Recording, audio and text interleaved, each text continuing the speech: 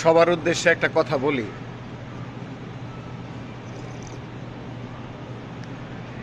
যারা প্রবাসে থাকে বিশেষ করে তাদেরকে নিয়ে এই কথাটা আমি বলি।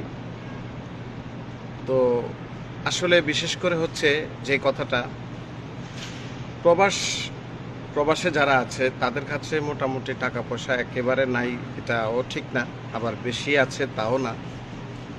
তবে আলহামদুলিল্লাহ চলার মতো সেই টাকা পয়সা তাদের আছে।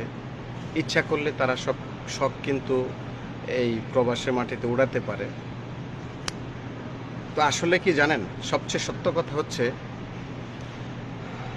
এই প্রবাসের মাটিতে যারা জীবনযাপন করছে এরা কিন্তু প্রতিটা ক্ষেত্রে একটা সেভিংস হিসাবে কাজ করে।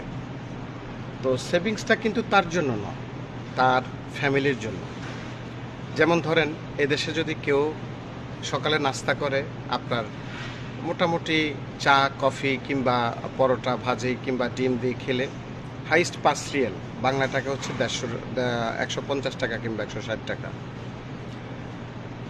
এই লোকটা যদি আপনার এই দেশে এই নাস্তাটা না করে সকালে মনে করেন যা আছে ঘরে যা থাকে আগের ভাত কিংবা মনে করেন যাই থাকে খেয়ে ডিউটিতে চলে যায়, কেন?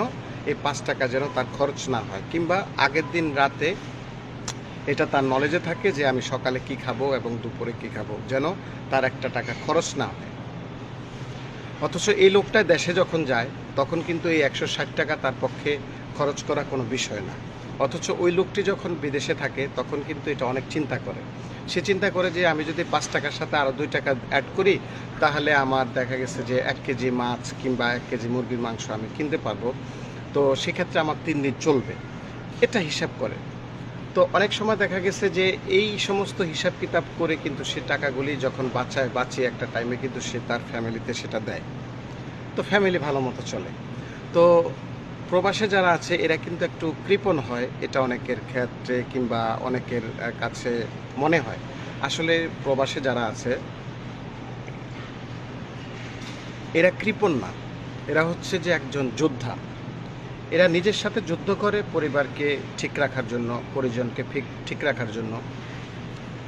তো এই কথাগুলি বলার উদ্দেশ্য হচ্ছে যে গতকালকে একটা লোক মানে বলতেছে যে একটা ওই পেপসি এখানে দাম হচ্ছে কয়েক প্রকার আছে, 2 টাকা আছে, 2.5 টাকা আছে, 3 টাকা আছে। তো আমি একটা লোক পেপসি কিনতেছে, তো আমিও কিনতেছি। তো কেনার পরে ওনাকে বললাম যে ভাই আপনি তো 50 পয়সা দিলে আপনি একটু বড়টা পান, তা আপনি ছোটোটা কেন কিনতেছেন? তো সে বলে কি যে আসলে এই 50 পয়সা এখানে অ্যাড করে তো